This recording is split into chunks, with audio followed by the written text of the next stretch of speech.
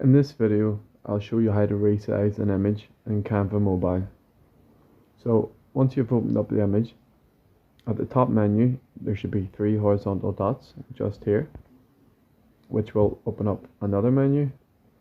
And if you see the 4th option down, there is an option to resize it.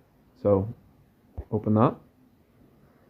And then from in here, there's a few different things that you can do. You can use Canva's suggested measurements.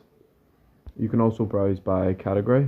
So if we pick social media, there's a lot of different options that we can choose from. So if you're making a TikTok video, you can choose those measurements. And then if we come back, you can also use custom measurements. So a custom size, and then you can choose your own.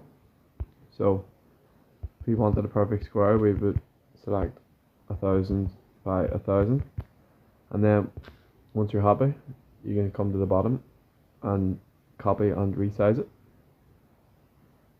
And see, Canva will load that for us, and then press open to open up our new resized version. So if you found this useful, please like and subscribe.